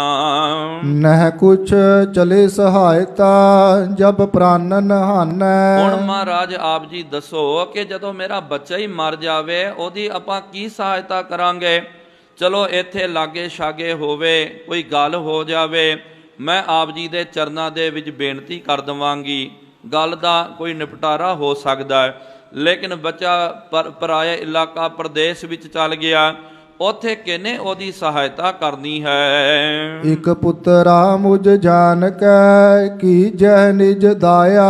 ਕਿਰਪਾ ਕਰੋ ਮਹਾਰਾਜ ਆਪ ਜੀ, ਦਇਆ ਦ੍ਰਿਸ਼ਟੀ ਕਰੋ। ਇੱਕੋ ਇੱਕ ਲੜਕਾ ਜਾਣ ਕਰਕੇ ਜੋ ਆਪ ਜੀ ਨੇ ਹੁਕਮ ਕੀਤਾ ਨਾ ਸਾਵਣ ਮਲ ਦੇ ਤਾਈਂ, ਉਹ ਬਚਨ, ਉਹ ਹੁਕਮ ਆਪ ਜੀ ਵਾਪਸ ਲੈ ਲਿਓ। ਜਿਸ ਤੇ ਇਹ ਜੀਵਤ ਰਹੈ ਸੁਖ ਹੋਏ ਅਧਿਕਾਇਆ। ਜਿਸ ਕਰਕੇ ਮੇਰਾ ਬੱਚਾ ਜੀਵਤ ਰਵੇ, ਮੈਨੂੰ ਬਹੁਤ ਜ਼ਿਆਦਾ ਸੁੱਖਾਂ ਦੀ ਪ੍ਰਾਪਤੀ ਹੋਵੇ। ਇਸ ਕੋ ਨਹੀਂ ਪਛਾਨ ਕੁਛ ਬਿਰਮਾਏ ਕੁਚਾਲੀ। ਇਹਨੂੰ ਮਹਾਰਾਜ ਕੋਈ ਪਤਾ ਨਹੀਂ ਹੈ, ਹਾਲੇ ਜਿਆਦੀ ਉਮਰ ਵੀ ਨਹੀਂ ਹੈ। ਹੋ ਸਕਦਾ ਜੇ ਪਹਾੜੀ ਇਲਾਕੇ ਦੇ ਵਿੱਚ ਚੱਲ ਗਿਆ, ਉੱਥੇ ਜੋ ਡੈਣਾ ਹਨ ਉਹ ਕਿਸੇ ਨਾ ਕਿਸੇ ਤਰੀਕੇ ਦੇ ਨਾਲ ਇਹਨੂੰ ਆਪਣੇ ਵਸ ਵਿੱਚ ਕਰ ਲੈਣ, ਇਹਨੂੰ ਭਰਮਿਤ ਕਰ ਲੈਣ। ਕਿਮ ਆਵੈ ਹਟ ਸਦਨ ਕੋ ਜਹ ਬਿਗਨ ਬਿਸਾਲੀ। ਉਸ ਇਲਾਕੇ ਦੇ ਵਿੱਚ ਮਹਾਰਾਜ ਇੱਕ ਆਦਾ ਨਹੀਂ, ਬਹੁਤ ਜ਼ਿਆਦੇ ਵਿਘਨ ਹਨ। ਤੇ ਆਪ ਜੀ ਦੱਸੋ ਕਿ ਜੇ ਮੇਰਾ ਬੱਚਾ ਚੱਲ ਗਿਆ, ਉਹ ਉੱਥੇ ਬਿਗਨਾਂ ਦੇ ਵਿੱਚ ਫਸ ਗਿਆ, ਤੇ ਉਹ ਵਾਪਸ ਕਿਸ ਤਰ੍ਹਾਂ ਆਵੇਗਾ? ਸੁਤ ਸਨੇਹ ਬਿਰਦਾ ਮਹਾ ਸੁਨ ਬਾਕ ਸਤਰਾਸਾ। ਸਤਿਗੁਰੂ ਮਹਾਰਾਜ ਨੇ ਵੇਖਿਆ ਕਿ ਮਾਂ ਦਾ ਪ੍ਰੇਮ ਆਪਣੇ ਬੱਚੇ ਦੇ ਨਾਲ ਹੈ, ਤੇ ਇਹ ਜਾਣਦਾ ਬਚਨ ਸੁਣ ਕਰਕੇ ਮਾਂ ਜੋ ਹੈ ਨਾ ਸਾਵਣ ਮਲ ਜੀ ਦੀ, ਉਹ ਬਹੁਤ ਜ਼ਿਆਦਾ ਭੈ ਭੀਤ ਹੋ ਗਈ। ਕਰੁਣਾ ਨਿਧ ਬਿਗਸੇ ਬਹੁਤ ਕਹਿ ਦੇ ਪਰਵਾਸਾ। ਉਸ ਵੇਲੇ ਕਰੁਣਾ ਨਿਧਾਨ, ਕਿਰਪਾ ਦੇ ਖਜ਼ਾਨੇ, ਧੰਨ ਧੰਨ ਸਾਹਿਬ ਸ੍ਰੀ ਗੁਰੂ ਅਮਰਦਾਸ ਜੀ ਮਹਾਰਾਜ ਮੁਸਕਰਾਉਂਦਿਆਂ ਹੋਇਆਂ, ਪ੍ਰਸੰਨ ਹੋ ਕਰਕੇ ਸਤਿਗੁਰੂ ਮਹਾਰਾਜ ਜੀ ਨੇ ਧੀਰਜ ਪ੍ਰਵਾਸਾ ਦਿੰਦਿਆਂ ਹੋਇਆਂ ਇਹ ਬਚਨ ਉਚਾਰਨ ਕੀਤਾ। ਤੋਹੇ ਪੁੱਤਰ ਕੋ ਭੈ ਨਹੀਂ ਗਨ ਭੂਤ ਜੋ ਪ੍ਰੇਤਾ। ਮਹਾਰਾਜ ਨੇ ਕਿਹਾ ਕਿ ਜਿੰਨੇ ਵੀ ਜੋ ਭੂਤ ਪ੍ਰੇਤ, ਇਹ ਜੋ ਗੁਪਤ ਰੂਹਾਂ, ਗੁਪਤ ਸ਼ਕਤੀਆਂ ਹਨ, ਤੇਰੇ ਬੱਚੇ ਨੂੰ ਸੱਚ ਜਾਣ, ਇਹਨਾਂ ਦਾ ਕੋਈ ਡਰ ਨਹੀਂ ਹੋਵੇਗਾ, ਕੋਈ ਭੈ ਨਹੀਂ ਲੱਗੇਗਾ। ਡਾਕਨ ਬਪਰੀ ਕਿਆ ਕਰੈ ਬੜ ਭਾ ਬਲ ਏਤਾ। ਇਹਦੇ ਅੰਦਰ ਇੰਨਾ ਜ਼ਿਆਦਾ ਅਸਾਂ ਬਲ ਭਰ ਦੇਣਾ, ਇੰਨੀਆਂ ਸ਼ਕਤੀਆਂ ਕਰਾਮਾਤਾਂ ਦੇ ਇਹਨਾਂ ਨੂੰ ਸੰਯੁਕਤ ਕਰ ਦੇਣਾ ਹੈ, ਤੇ ਇਹ ਵਿਚਾਰੀਆਂ ਡਾਕਣੀਆਂ, ਇਹ ਜੋ ਗੁਪਤ ਰੂਹਾਂ, ਇਹਦਾ ਬਾਲ ਵੀ ਵਿੰਗਾ ਨਹੀਂ ਕਰ ਸਕਦੀਆਂ। ਮਹਾਰਾਜ ਨੇ ਕਿਹਾ ਨਾ, ਵਿੱਚ ਕਰਤਾ ਪੁਰਖ ਖਲੋਇਆ ਵਾਲ ਨਾ ਵਿੰਗਾ ਹੋਆ। ਕਿ ਜੇ ਪ੍ਰਮਾਤਮਾ ਦੀ ਕਿਰਪਾ ਹੋਵੇ, ਗੁਰੂ ਸਾਹਿਬ ਜੀ ਦੀ ਕਿਰਪਾ ਹੋਵੇ, ਸੱਚ ਜਾਣੋ ਸਾਧ ਸੰਗਤ ਜੀ, ਉਸ ਗੁਰਮੁਖ ਦਾ ਵਾਲ ਤੱਕ ਵਿੰਗਾ ਨਹੀਂ ਹੋ ਸਕਦਾ। ਵੀਰ 52 ਜੋਗਨੀ ਇਸ ਆਇਸ ਮਾਨੈ। ਜੋ 52 ਵੀਰ ਹਨ, ਉਹ 52 ਵੀਰ ਤੇ ਜਿੰਨੀਆਂ ਵੀ ਜੋ ਗੁਪਤ ਸ਼ਕਤੀਆਂ ਹਨ, ਉਹ ਸਾਰੀਆਂ ਗੁਪਤ ਸ਼ਕਤੀਆਂ ਸਾਵਣ ਮਲ ਦੀ ਆਗਿਆ ਦੇ ਵਿੱਚ ਉਹ ਰਹਿਣਗੀਆਂ। ਜਿਸ ਤਰ੍ਹਾਂ ਇਹਨਾਂ ਨੇ ਬਚਨ ਕਰਨਾ, ਇਹਨਾਂ ਨੇ ਆਗਿਆ ਕਰਨੀ ਹੈ, ਉਸ ਮੁਤਾਬਕ ਉਹਨਾਂ ਨੇ ਚੱਲਣਾ। ਸਰਬ ਸੁਰਾਸੁਰ ਜਿਤ ਕੀਤੀ ਡਰ ਧਰੈ ਮਹਾਨੈ। ਸਰਬ ਸੁਰਾਸੁਰ ਦਾ ਮਤਲਬ ਕਿ ਜਿੰਨੇ ਵੀ ਸੁਰ ਦਾ ਮਤਲਬ ਦੇਵ, ਆਸੁਰ ਜੋ ਦੈਤ ਸ਼ਕਤੀਆਂ ਹਨ, ਦੇਵ ਸ਼ਕਤੀਆਂ ਤੇ ਦੈਤ ਸ਼ਕਤੀਆਂ, ਇਹ ਜਿੰਨੇ ਵੀ ਸੁਰ ਆਸੁਰ ਸਾਰੇ ਸੰਸਾਰ ਦੇ ਵਿੱਚ ਜਿੰਨੇ ਵੀ ਹਨ, ਉਹ ਸਾਰੇ ਇਹਨਾਂ ਦੇ ਭੈ ਦੇ ਵਿੱਚ ਰਹਿਣਗੇ। ਮਹਾ ਸ਼ਕਤ ਇਸ ਮੈਂ ਭਈ ਨਹਿ ਕੀਜੈ ਤਰਾਸਾ। ਹੁਣ ਇਹਦੇ ਅੰਦਰ ਅਸਾਂ ਨੇ ਮਹਾ ਸ਼ਕਤੀ ਭਰ ਦਿੱਤੀ ਹੈ, ਤੇ ਤੁਹਾਨੂੰ ਡਰਨ ਦੀ ਕੋਈ ਲੋੜ ਨਹੀਂ ਹੈ, ਤੁਸੀਂ ਨਾ ਡਰਨਾ ਕਰੋ। ਗਈ ਸਦਨ ਕੋ ਦੀਨ ਬਨ ਕੁਸ਼ ਕਰ ਪਰਵਾਸਾ। ਫਿਰ ਵੀ ਸਾਧ ਸੰਗਤ ਜੀ ਮਨ ਦੇ ਵਿੱਚ ਥੋੜਾ ਕੋ ਵਿਸ਼ਵਾਸ ਆਇਆ ਤੇ ਗਈ ਸਦਨ ਭਾਵ ਕੇ ਦੀਨ ਮਨਾ ਹੋ ਕਰਕੇ ਪਹਿਲੇ ਤਾਂ ਬਿਲਕੁਲ ਵਿਸ਼ਵਾਸ ਨਹੀਂ ਸੀ, ਬਿਲਕੁਲ ਮਨ ਦੇ ਵਿੱਚ ਪ੍ਰਵਾਸਾ ਨਹੀਂ ਸੀ, ਲੇਕਿਨ ਮਹਾਰਾਜ ਜੀ ਨੇ ਜਦੋਂ ਬਚਨ ਕੀਤਾ, ਮਹਾਰਾਜ ਜੀ ਦੇ ਬਚਨਾਂ ਦੇ ਉੱਤੇ ਕੁਛ ਕੋ ਵਿਸ਼ਵਾਸ ਭਰੋਸਾ ਆਇਆ ਤੇ ਦੀਨ ਹੋ ਕਰਕੇ ਵਾਪਸ ਆਪਣੇ ਘਰ ਨੂੰ ਚੱਲ ਗਏ। ਸਾਵਨ ਮਲ ਹਕਾਰ ਪੁਨ ਨਿਜ ਨਿਕਟ ਬਿਠਾਵਾ। ਤੇ ਸਾਵਣ ਮਲ ਜੀ ਨੂੰ ਆਪਣੇ ਕੋਲ ਬੁਲਾ ਕਰਕੇ ਸਤਿਗੁਰੂ ਮਹਾਰਾਜ ਜੀ ਨੇ ਆਪਣੇ ਲਾਗੇ ਬਿਠਾਉਣਾ ਕੀਤਾ। ਇਕ ਰੁਮਾਲ ਕਰ ਪਹੁੰਚਨੋ ਗੁਰ ਹੱਥ ਉਠਾਵਾ। ਸਤਿਗੁਰੂ ਮਹਾਰਾਜ ਉਸ ਵੇਲੇ ਮਿਹਰਾਂ ਦੇ ਘਰ ਦੇ ਵਿੱਚ ਆਏ, ਜੋ ਸਤਿਗੁਰੂ ਮਹਾਰਾਜ ਜੀ ਦਾ ਇੱਕ ਰੁਮਾਲ ਹੋਇਆ ਕਰਦਾ। ਅਕਸਰ ਸਤਿਗੁਰੂ ਮਹਾਰਾਜ ਇਹ ਰੁਮਾਲ ਨੂੰ ਆਪਣੇ ਕੋਲ ਰੱਖਦੇ ਸਨ। ਜਦੋਂ ਵੀ ਪ੍ਰਸ਼ਾਦਾ ਪਾਣੀ ਛਕਣਾ, ਹੱਥ ਸੁਚੇਤਾ ਕਰਦੇ ਤੇ ਉਸ ਰੁਮਾਲ ਦੇ ਨਾਲ ਸਤਿਗੁਰੂ ਮਹਾਰਾਜ ਆਪਣੇ ਹੱਥ ਪੂੰਝਿਆ ਕਰਦੇ ਸਨ। ਉਹ ਰੁਮਾਲ ਸਤਿਗੁਰੂ ਮਹਾਰਾਜ ਜੀ ਨੇ ਚੁੱਕ ਕਰਕੇ ਦਿਓ ਤਿਸੇ ਸਮਝਾਏ ਕਰ ਇਸ ਅਜਮਤ ਭਾਰੀ। ਤੇ ਮਹਾਰਾਜ ਜੀ ਨੇ ਉਹ ਜਿਹੜਾ ਰੁਮਾਲ ਜੋ ਹੈ ਸਾਵਣ ਮਲ ਜੀ ਨੂੰ ਦਿੱਤਾ ਤੇ ਕਿਹਾ ਕਿ ਬੇਟਾ ਇਹਦੇ ਅੰਦਰ ਬਹੁਤ ਜ਼ਿਆਦੀ ਅਜ਼ਮਤ ਹੈ, ਇਹਨੂੰ ਆਮ ਰੁਮਾਲ ਕਰਕੇ ਤੂੰ ਨਾ ਜਾਣਨਾ ਕਰ। ਇਹ ਰੁਮਾਲ ਦੇ ਅੰਦਰ ਅਸਾਂ ਨੇ ਕਰਾਮਾਤਾਂ ਨੂੰ, ਸ਼ਕਤੀਆਂ ਨੂੰ ਭਰਨਾ ਕੀਤਾ। ਚਾਹੇ ਜੇ ਕਿਸੇ ਸੰਘਾਰ ਦੇਹੋ ਚੇ ਮ੍ਰਿਤਕ ਜਿਵਾਰੀ। ਇਸ ਦੇ ਅੰਦਰ ਇੰਨੀ ਜ਼ਿਆਦੀ ਸ਼ਕਤੀ ਹੈ, ਇਹ ਰੁਮਾਲ ਲੈ ਕਰਕੇ ਸਾਡਾ ਧਿਆਨ ਧਾਰਨ ਕਰਕੇ ਤੇਰੇ ਅੰਦਰ ਇੰਨੀ ਸ਼ਕਤੀ ਆ ਜਾਵੇਗੀ ਕਿ ਇਹਨੂੰ ਮਾਰਨਾ ਤੂੰ ਚਾਹਵੇ, ਤੇਰੇ ਬਚਨਾਂ ਦੀ ਦੇਰੀ ਹੋਵੇਗੀ। ਜਦੋਂ ਤੈਨੇ ਬਚਨ ਕਰਨਾ ਕਿ ਭਾਈ ਫਲਾਣਾ ਖਤਮ ਹੋ ਜਾਵੇ, ਤਤਕਾਲ ਤੇਰਾ ਬਚਨ ਇੱਥੇ ਪੂਰਾ ਨਹੀਂ ਹੋਇਆ ਤੇ ਦੂਜੇ ਪਾਸੇ ਉਹ ਅਸਰ ਪੈ ਜਾਵੇਗਾ, ਭਾਵ ਕਿ ਉਹ ਮਰ ਜਾਵੇਗਾ। ਜੇ ਕੋਈ ਬੰਦਾ ਮਰ ਗਿਆ ਹੋਵੇ, ਫਿਰ ਜੇ ਤੈਨੇ ਬਚਨ ਕਰ ਦਿੱਤਾ ਤੇ ਉਸੇ ਵੇਲੇ ਉਹਨੇ ਜੀਵਤ ਹੋ ਜਾਣਾ। ਜਿਸ ਕੀ ਚਿਤ ਮੈਂ ਚਾਹੇ ਹੋਏ ਇਸ ਮਹਿ ਤੇ ਲੀਜੈ। ਤੇਰੇ ਅੰਦਰ ਜੋ ਵੀ ਚਾਹ ਪੈਦਾ ਹੋਵੇ ਤੇ ਤੂੰ ਇਸ ਰੁਮਾਲ ਨੂੰ ਲੈ ਕਰਕੇ ਅਰਦਾਸ ਬੇਨਤੀ ਕਰਨਾ ਕਰ, ਤੇ ਜੋ ਤੂੰ ਮੰਗੇਗਾ, ਜੋ ਤੂੰ ਕਵੇਗਾ, ਤੇਰਾ ਬਚਨ ਸੱਤ ਹੋਵੇਗਾ। ਸਰਬ ਸੁਰਾਸੁਰ ਆਦਰੈ ਚਾਹੇ ਸੋ ਕਹਿ ਦੀਜੈ। ਸਰਬ ਸੁਰਾਸੁਰ ਜਿੰਨੇ ਵੀ ਜੋ ਦੇਵੀ ਦੇਵਤੇ ਜਾਂ ਆਸੁਰੀ ਸੰਪਦਾਵਾਂ ਹਨ, ਤੇ ਇਹਨਾਂ ਸਾਰਿਆਂ ਨੇ ਤੇਰਾ ਆਦਰ ਕਰਨਾ, ਤੇਰਾ ਮਾਨ ਸਨਮਾਨ ਕਰਨਾ। ਜੋ ਤੈਨੇ ਬਚਨ ਕੀਤਾ ਨਾ, ਉਹ ਤਤਕਾਲ ਪੂਰਾ ਹੋ ਜਾਵੇਗਾ। ਜੋ ਤੂੰ ਬੋਲੇਗਾ ਉਹ ਵਸਤੂ ਤੈਨੂੰ ਪ੍ਰਾਪਤ ਹੋ ਜਾਵੇਗੀ। ਥਾਤੀ ਅਜਮਤ ਕੀ ਇਹੀ ਨਹਿ ਸੰਸੈ ਮਾਨੋ। ਇਹਦੇ ਅੰਦਰ ਮਨ ਵਿੱਚ ਰੰਚਕ ਮਾਤਰ ਤੂੰ ਸੰਸ਼ਾ ਨਾ ਕਰਨਾ ਕਰ। ਵੇਖਣ ਨੂੰ ਜਾਪਦਾ, ਵੇਖਣ ਨੂੰ ਤਾਂ ਤੈਨੂੰ ਵੀ ਲੱਗੇਗਾ ਕਿ ਭਾਈ ਛੋਟਾ ਕੋ ਰੁਮਾਲ ਹੈ। ਜਿਸ ਤਰ੍ਹਾਂ ਆਪਾਂ ਆਮ ਰੁਮਾਲ ਰੱਖਦੇ ਹਾਂ, ਆਮ ਦਸਤੀਆਂ ਰੱਖਦੇ ਹਾਂ ਹੱਥ ਪੂੰਝਣ ਦੇ ਲਈ, ਤੇ ਮਹਾਰਾਜ ਨੇ ਕਿਹਾ ਤੈਨੂੰ ਵੀ ਲੱਗਦਾ ਹੋਵੇਗਾ ਸਾਵਣ ਮਲਾ ਕਿ ਆ ਨਿੱਕਾ ਜਿਹਾ ਰੁਮਾਲ ਮਹਾਰਾਜ ਜੀ ਨੇ ਦਿੱਤਾ, ਲੇਕਿਨ ਸੱਚ ਜਾਣ ਭਾਈ ਵੇਖਣ ਨੂੰ ਇਹ ਨਿੱਕਾ ਰੁਮਾਲ ਹੈ, ਲੇਕਿਨ ਸਾਰੀਆਂ ਰਿੱਧੀਆਂ ਸਿੱਧੀਆਂ, ਸਾਰੀਆਂ ਅਜ਼ਮਤਾਂ ਦਾ ਇਹ ਖਜ਼ਾਨਾ ਹੈ। ਇਹਦੇ ਅੰਦਰ ਅਸਾਂ ਨੇ ਭਰ ਦਿੱਤਾ। ਕਰੋ ਦੇਸ਼ ਸਿੱਖ ਆਪਨੋ ਪੁਨ ਕਾਜ ਬਖਾਨੋ। ਹੁਣ ਤੂੰ ਜਾ ਕਰਕੇ ਉਹ ਜਿਹੜਾ ਇਲਾਕਾ ਜੋ ਹੈ ਉਹ ਦੇਸ਼ ਨੂੰ ਤੂੰ ਆਪਣਾ ਕਰਨਾ ਕਰ, ਉੱਥੇ ਸਿੱਖੀ ਦਾ ਪ੍ਰਚਾਰ ਪ੍ਰਸਾਰ ਕਰਨਾ ਕਰ। ਬਪਰੇ ਕਹਾਂ ਪਹਾੜੀਏ ਆਇਸ ਨਹਿ ਮਾਨੈ। ਜਦੋਂ ਸਾਰੇ ਦੇਵਤੇ ਆਸੁਰੀ ਜੋ ਸੰਪਤਾ ਦੈਂਤ ਆਦਿਕ ਉਹ ਤੇਰੇ ਤਾਬਿਆਂ ਵਿੱਚ ਆ ਜਾਣਗੀਆਂ, ਉਹ ਸਾਰੀਆਂ ਸ਼ਕਤੀਆਂ ਤੇਰੇ ਕੋਲ ਆ ਗਈਆਂ, ਉਹ ਵਿਚਾਰੇ ਪਹਾੜੀ ਕੀ ਬਪਰੇ ਤੇਰੇ ਅੱਗੇ ਉਹ ਕੀ ਖੜ ਸਕਦੇ ਹਨ। ਤੂੰ ਜੇ ਉੱਥੇ ਗਿਆ ਤੁਰੰਤ ਉਹਨਾਂ ਨੇ ਤੇਰੀ ਤਾਬਿਆਂ ਦੇ ਵਿੱਚ ਆ ਜਾਣਾ।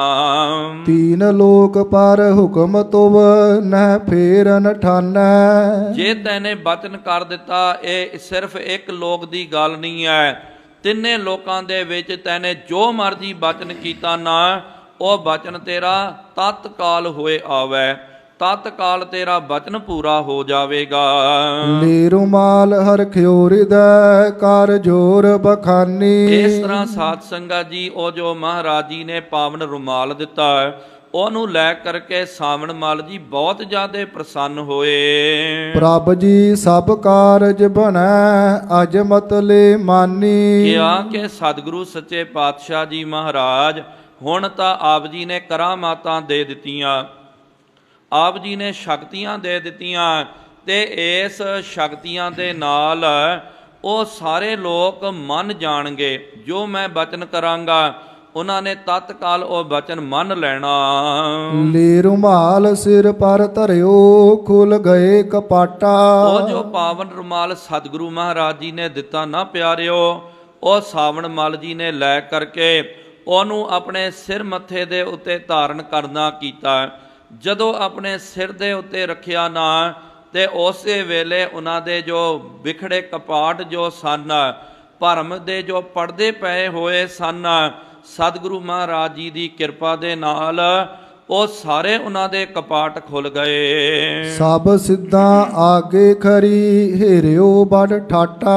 ਉਹਨਾਂ ਨੇ ਕੀ ਤੱਕਿਆ, ਜਦੋਂ ਰੁਮਾਲ ਆਪਣੇ ਸਿਰ ਦੇ ਉੱਤੇ ਰੱਖਿਆ ਤੇ ਸਾਰੀਆਂ ਜੋ ਰਿੱਧੀਆਂ ਸਿੱਧੀਆਂ 9 ਨਿਧੀਆਂ 18 ਸਿੱਧੀਆਂ ਜੋ ਸਾਰੀਆਂ ਕਰਾਮਾਤਾਂ ਉਹਨਾਂ ਦੇ ਅੱਗੇ ਹੱਥ ਜੋੜ ਕਰਕੇ ਖੜੋਤੀਆਂ ਹੋਈਆਂ ਹਨ।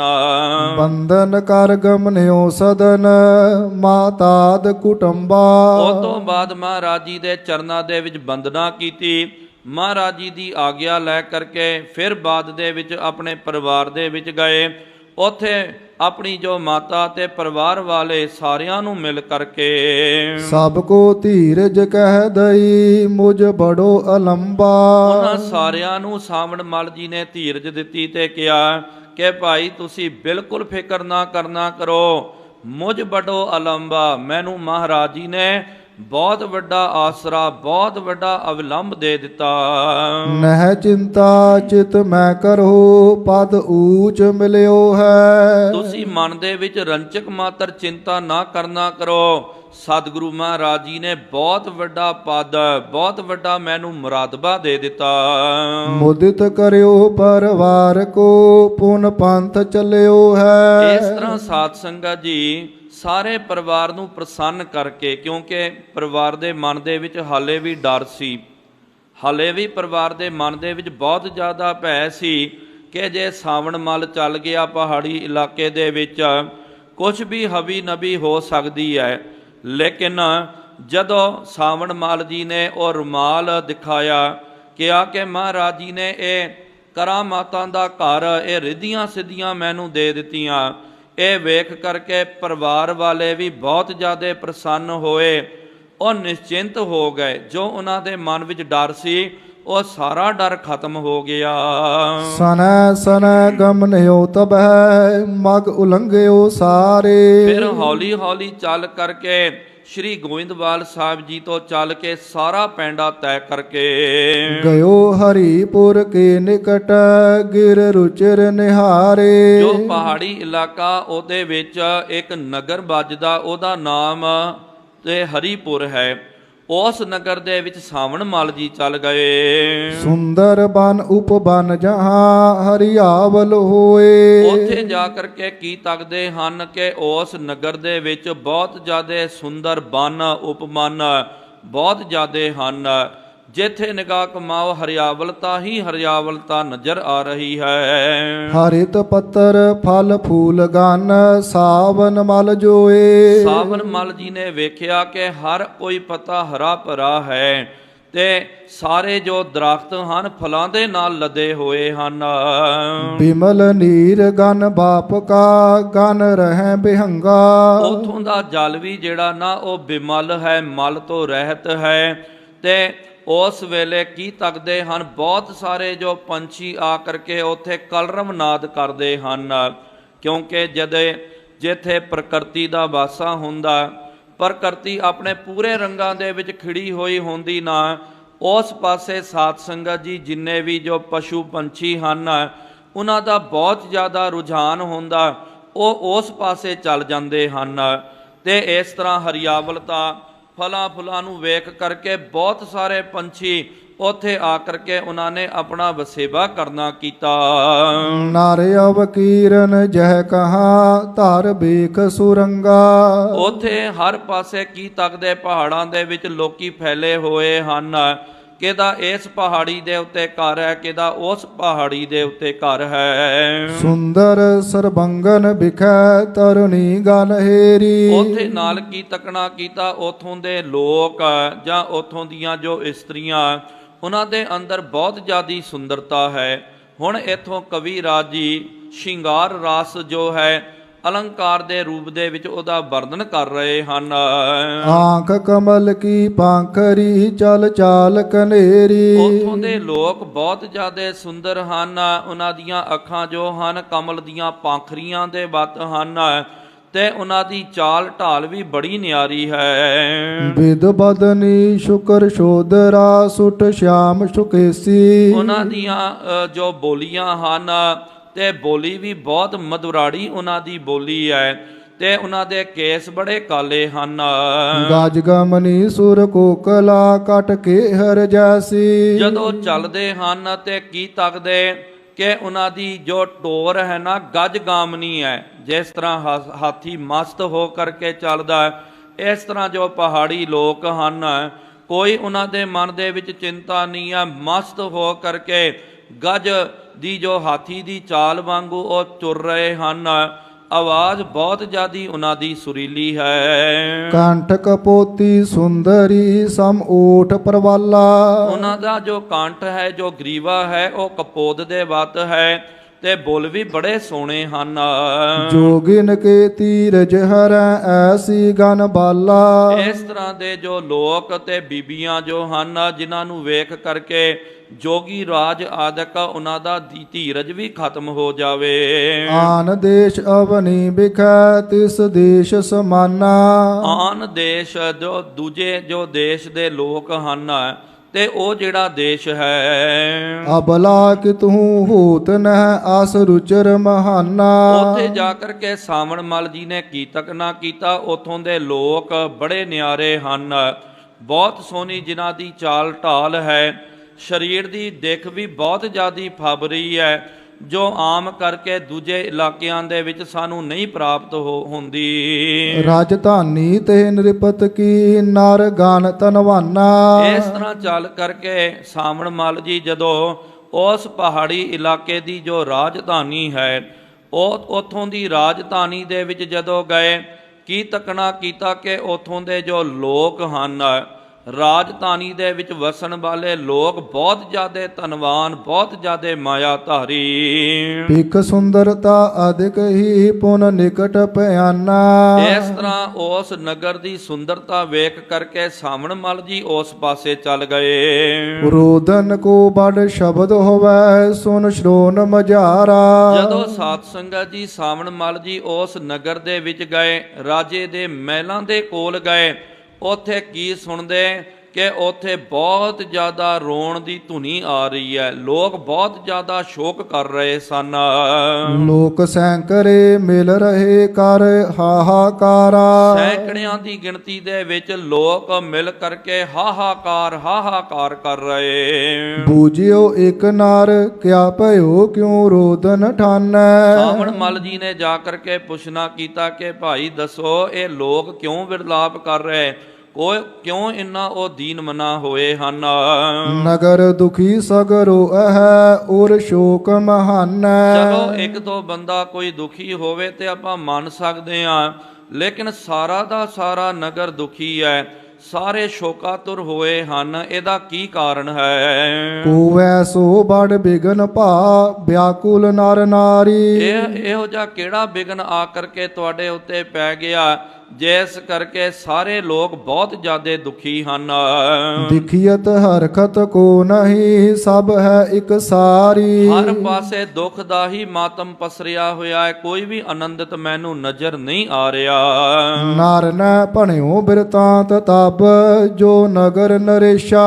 ਉਸ ਵੇਲੇ ਉਹ ਜਿਹੜਾ ਮਨੁੱਖ ਜਿਹਨੂੰ ਸਾਵਣ ਮਲ ਜੀ ਨੇ ਪੁੱਛਿਆ, ਉਹਨੇ ਕਿਹਾ ਕਿ ਭਾਈ ਜੋ ਇੱਥੋਂ ਦਾ ਜੋ ਰਾਜਾ ਹੈ, ਏਕ ਪੁੱਤਰ ਤਿਸ ਕੋਹੁ ਤੋ ਤਨ ਚਾਰ ਵਿਸ਼ੇਸ਼ਾ। ਉਹਦੇ ਘਰ ਦੇ ਵਿੱਚ ਇੱਕੋ ਇੱਕ ਲੜਕਾ ਸੀ, ਬਹੁਤ ਸੋਹਣਾ, ਬੜਾ ਗੱਭਰੂ ਜਵਾਨ ਸੀ ਉਹ। ਤਰਨ ਹੋਣ ਲਾਗਿਓ ਤੋ ਪਿਖ ਜੀਵਤ ਰਾਜਾ। ਉਹ ਤਰਨ ਅਵਸਥਾ ਦੇ ਵਿੱਚ ਪਹੁੰਚਣ ਵਾਲਾ ਸੀ। ਉਹਨੂੰ ਵੇਖ ਕਰਕੇ ਰਾਜਾ ਬੜਾ ਪ੍ਰਸੰਨ ਰਹਿੰਦਾ।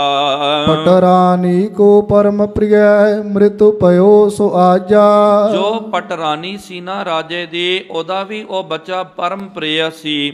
ਤੇ ਅੱਜ ਕੀ ਹੋਇਆ, ਦੇਵਨੇਤ ਦੇ ਨਾਲ ਉਹ ਬੱਚਾ ਮੌਤ ਨੂੰ ਪ੍ਰਾਪਤ ਹੋ ਗਿਆ, ਭਾਵ ਕਿ ਉਹ ਕਾਲ ਬਸ ਹੋ ਗਿਆ, ਉਹ ਬੱਚਾ ਮਰ ਗਿਆ।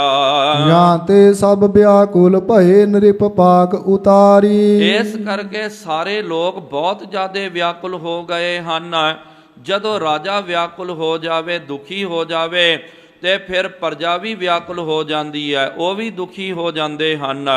ਇਸ ਕਰਕੇ ਰਾਜਾ ਦੁਖੀ ਹੋ ਗਿਆ, ਉਹਦਾ ਲੜਕਾ ਮਰ ਗਿਆ।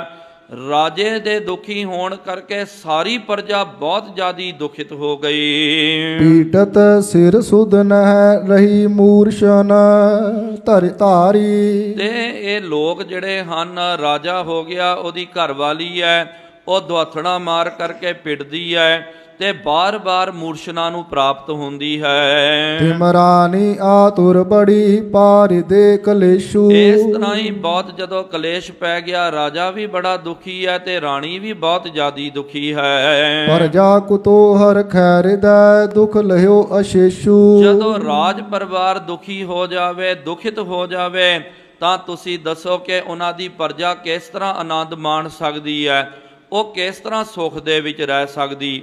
ਰਾਜਾ ਦੁਖੀ ਹੈ ਤੇ ਰਾਜਾ ਦੇ ਨਾਲ ਨਾਲ ਸਾਰੀ ਪ੍ਰਜਾ ਵਿਆਕੁਲ ਹੋ ਜਾਂਦੀ। ਰਿਪ ਸੁਖ ਤੇ ਪ੍ਰਜਾ ਸੁਖੀ ਦੁਖ ਤੇ ਦੁਖ ਪਾਵੈ। ਜੇ ਰਾਜਾ ਸੁਖੀ ਹੋਵੇ ਤਾਂ ਸਾਰੀ ਪ੍ਰਜਾ ਜਿਹੜੀ ਆ ਉਹ ਸੁੱਖ ਸੁੱਖਾਂ ਦੇ ਵਿੱਚ ਵਸਦੀ ਹੈ, ਤੇ ਜੇ ਰਾਜਾ ਦੁਖਿਤ ਹੋ ਜਾਵੇ ਤਾਂ ਸਿੱਧੀ ਜੀ ਗੱਲ ਹੈ, ਸਾਰੀ ਪ੍ਰਜਾ ਨੇ ਦੁਖੀ ਹੋ ਜਾਣਾ।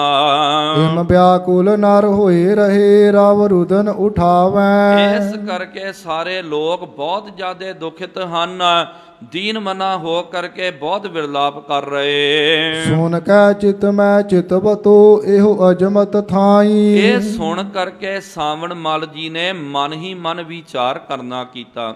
ਉਹਨਾਂ ਨੇ ਸੋਚਿਆ ਕਿ ਭਾਈ ਇਹ ਤਾਂ ਬਹੁਤ ਵਧੀਆ ਮੌਕਾ ਮੈਨੂੰ ਪ੍ਰਾਪਤ ਹੋ ਗਿਆ, ਕਿਉਂਕਿ ਆਮ ਕਰਕੇ ਮੈਂ ਸਿੱਧਾ ਜਾਵਾਂ, ਜਾ ਕਰਕੇ ਆਪਣੀ ਕੋਈ ਕਰਾਮਾਤ ਜਾਂ ਆਪਣੀ ਮੈਂ ਸ਼ਕਤੀ ਦਿਖਾਵਾਂ ਤੇ ਗੱਲ ਨਹੀਂ ਬਣੇਗੀ।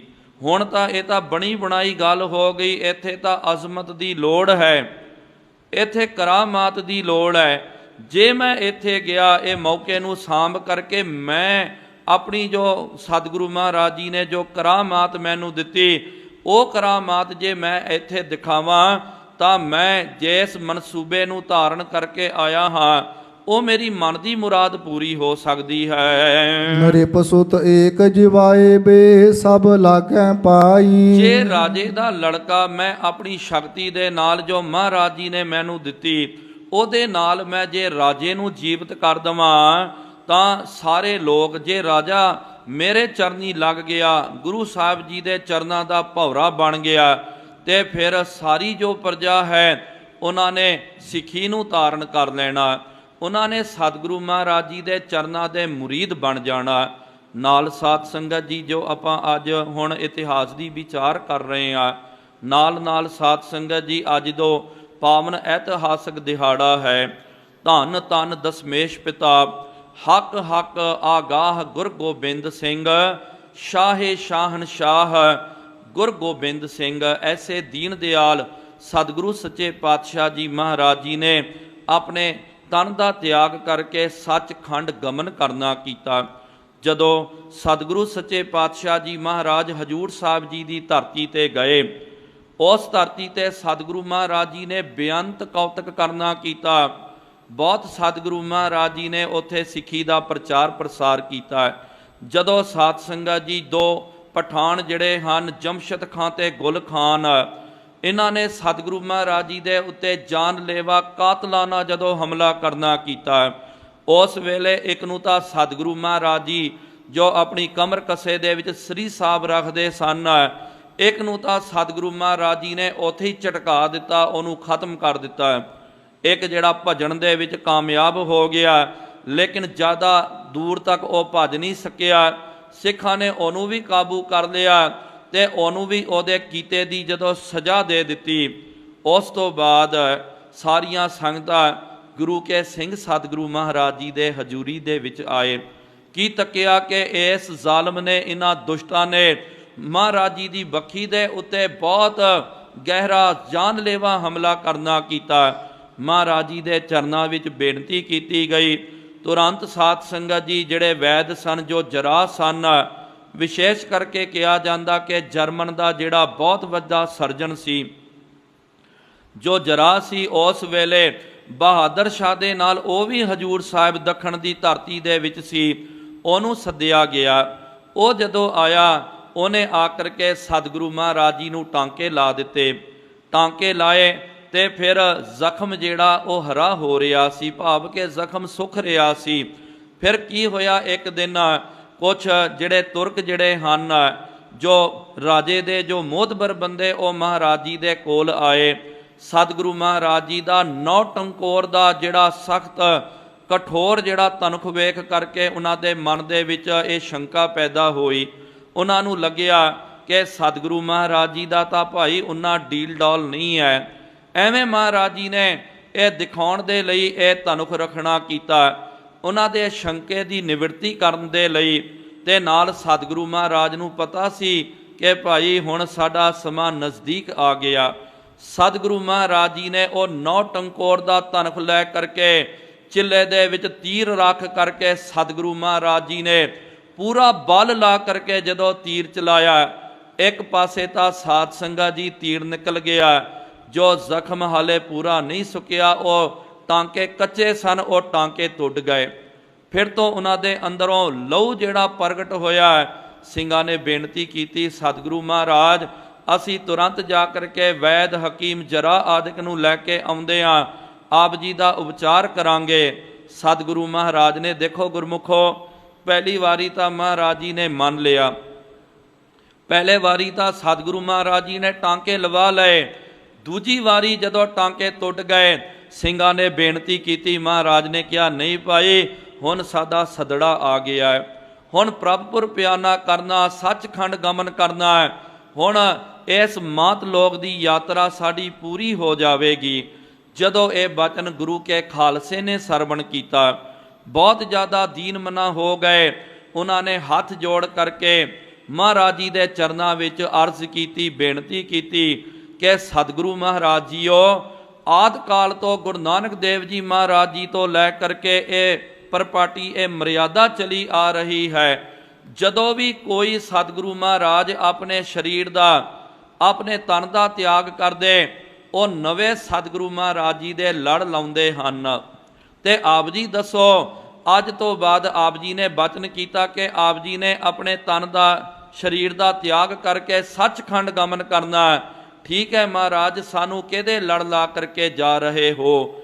ਤਾਂ ਸਤਿਗੁਰੂ ਮਹਾਰਾਜ ਜੀ ਨੇ ਬਚਨ ਕੀਤਾ, ਖਾਲਸਾ ਜੀਓ, ਅਸੀਂ ਪਹਿਲਾਂ ਹੀ ਗੰਢ ਪਾ ਚੁੱਕੇ ਹਾਂ, ਪਹਿਲਾਂ ਹੀ ਸ਼ਬਦ ਗੁਰੂ ਨੂੰ ਪ੍ਰਮਾਣ ਕਰਨਾ ਕੀਤਾ, ਖਾਲਸੇ ਨੂੰ ਸ਼ਬਦ ਦੇ ਲੜ ਅਸਾਂ ਨੇ ਲਾਉਣਾ ਕੀਤਾ।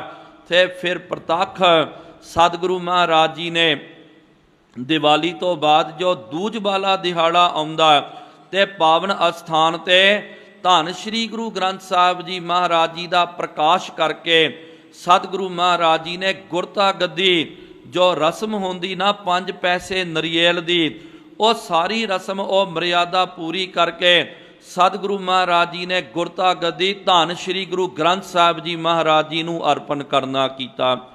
ਗੁਰੂ ਗ੍ਰੰਥ ਸਾਹਿਬ ਜੀ ਮਹਾਰਾਜ ਜੀ ਨੂੰ ਗੁਰਤਾ ਗੱਦੀ ਦੇ ਉੱਤੇ ਸ਼ੁਭਾਇਮਾਨ ਕਰਕੇ, ਜਿਸ ਤਰ੍ਹਾਂ ਆਪਾਂ ਗੁਰੂ ਕੇ ਪਿਆਰਿਓ ਇਤਿਹਾਸ ਪੜ੍ਹਦੇ ਹਾਂ, ਜਦੋਂ ਇਸ ਪਾਵਨ ਧਰਤੀ ਦੇ ਉੱਤੇ ਸ਼੍ਰੀ ਹਰਿਮੰਦਰ ਸਾਹਿਬ ਜੀ ਦੇ ਉੱਤੇ ਪਹਿਲੀ ਵਾਰੀ ਗੁਰੂ ਗ੍ਰੰਥ ਸਾਹਿਬ ਜੀ ਦਾ ਜਦੋਂ ਪ੍ਰਕਾਸ਼ ਹੋਇਆ, ਉਸ ਵੇਲੇ ਬਾਬਾ ਬੁੱਢਾ ਸਾਹਿਬ ਜੀ ਨੇ ਗੁਰੂ ਗ੍ਰੰਥ ਸਾਹਿਬ ਜੀ ਮਹਾਰਾਜ ਜੀ ਦੇ ਵਿੱਚੋਂ ਪਹਿਲਾ ਹੁਕਮਨਾਮਾ ਲਿਆ।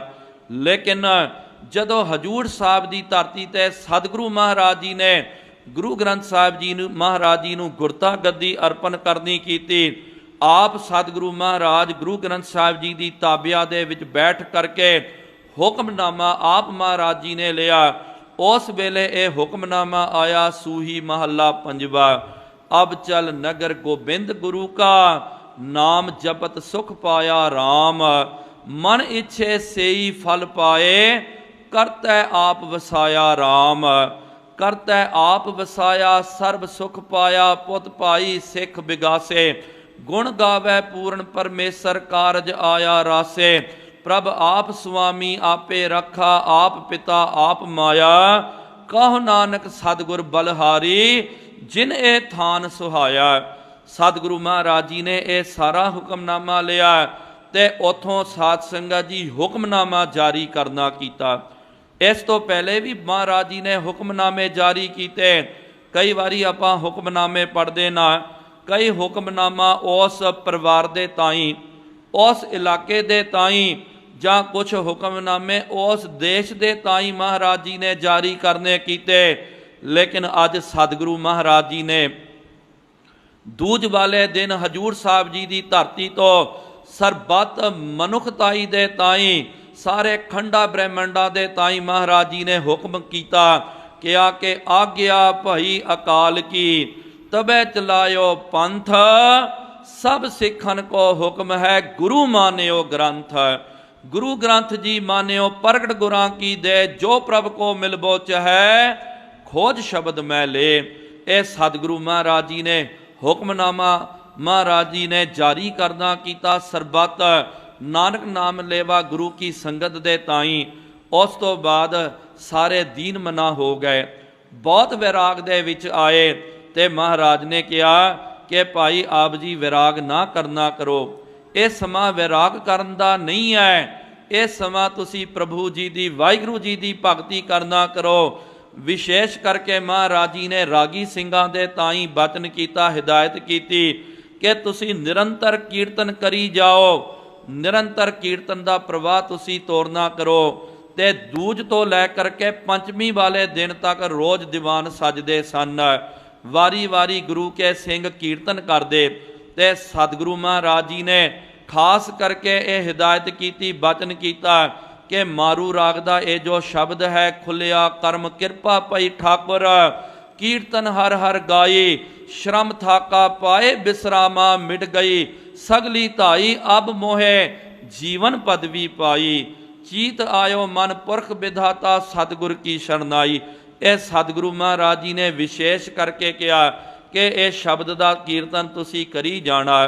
ਤੇ ਪਹਿਲਾਂ ਹੀ ਮਹਾਰਾਜ ਜੀ ਨੇ ਪ੍ਰਬੰਧ ਕਰ ਲਿਆ, ਕਨਾਤ ਉੱਚੀ ਜਿਹੜੀ ਤਾਨ ਲਈ, ਉਹਦੇ ਵਿੱਚ ਮਹਾਰਾਜ ਜੀ ਨੇ ਜੋ ਸਮੱਗਰੀ ਹੁੰਦੀ ਨਾ, ਉਹ ਸਾਰੀ ਸਮੱਗਰੀ ਦਾ ਪਹਿਲਾਂ ਹੀ ਪ੍ਰਬੰਧ ਕਰਨਾ ਕੀਤਾ।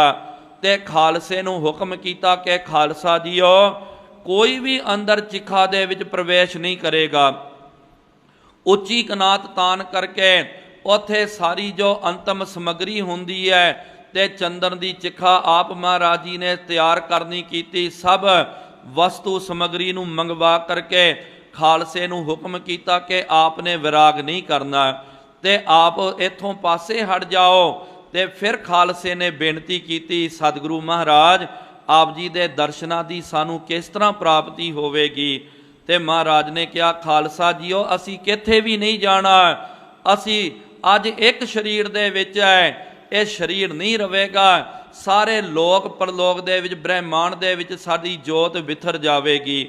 ਜੇ ਦਰਸ਼ਨ ਕਰਨੇ ਪ੍ਰਕਿਰਤੀ ਦੇ ਵਿੱਚੋਂ ਤੇ ਉਸ ਨਿਰਗੁਣ ਰੂਪ ਦੇ ਵਿੱਚੋਂ ਤੁਹਾਨੂੰ ਸਾਡੇ ਦਰਸ਼ਨਾਂ ਦੀ ਪ੍ਰਾਪਤੀ ਹੋਵੇਗੀ। ਜੇ ਸਰਗੁਣ ਸਾਡੇ ਸਰੂਪ ਦੇ ਦਰਸ਼ਨ ਕਰਨਾ, ਗੁਰੂ ਕਾ ਖਾਲਸਾ ਚੜ੍ਹਦੀ ਕਲਾ ਵਾਲੇ ਗੁਰੂ ਕੇ ਸਿੰਘਾਂ ਦੇ ਦਰਸ਼ਨ ਕਰੋ, ਉਹਨਾਂ ਦੇ ਦਰਸ਼ਨਾਂ ਵਿੱਚੋਂ ਸਾਡੇ ਦਰਸ਼ਨਾਂ ਦੀ ਪ੍ਰਾਪਤੀ ਹੋ ਜਾਵੇਗੀ।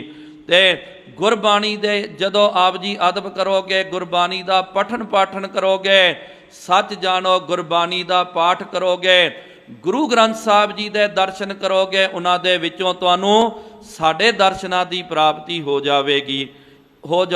ਇਹ ਕਹਿ ਕਰਕੇ ਸਤਿਗੁਰੂ ਮਹਾਰਾਜ ਜੀ ਨੇ ਕਨਾਤ ਵਿੱਚ ਪ੍ਰਵੇਸ਼ ਕਰਨਾ ਕੀਤਾ। ਬਸ ਸਾਧ ਸੰਗਤ ਜੀ ਇੱਥੇ ਇਤਿਹਾਸ ਚੁੱਪ ਹੋ ਜਾਂਦਾ ਹੈ। ਕਨਾਤ ਦੇ ਅੰਦਰ ਤਾਂ ਮੇਰੇ ਸਤਿਗੁਰੂ ਮਹਾਰਾਜ ਜੀ, ਮੇਰੇ ਚੋਜੀ ਪ੍ਰੀਤਮ ਜਾਣਦੇ ਹਨ ਕਿ ਮਹਾਰਾਜ ਜੀ ਨੇ ਕਿਸ ਤਰ੍ਹਾਂ ਕੌਤਕ ਕੀਤਾ, ਕੀ ਚੋਜ ਵਰਤਾਇਆ।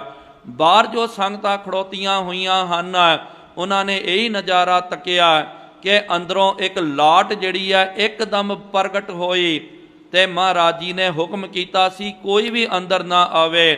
ਪੰਚਵੀਂ ਵਾਲਾ ਅੱਜ ਦਾ ਦਿਹਾੜਾ ਛੱਡ ਕਰਕੇ 7ਵੀਂ ਵਾਲੇ ਦਿਹਾੜੇ ਅੰਦਰ ਜਦੋਂ ਗਏ ਉਹਦੇ ਵਿੱਚੋਂ ਸਿਰਫ ਛੋਟੀ ਨਿੱਕੀ ਕਿਰਪਾਨ ਪ੍ਰਾਪਤ ਹੋਈ ਹੈ ਤੇ ਅੱਜ ਵੀ ਉਹ ਤਖਤ ਸਾਹਿਬ ਜੀ ਦੇ ਵਿੱਚ ਉਹਦੇ ਆਪਾਂ ਦਰਸ਼ਨ ਕਰਦੇ ਆ।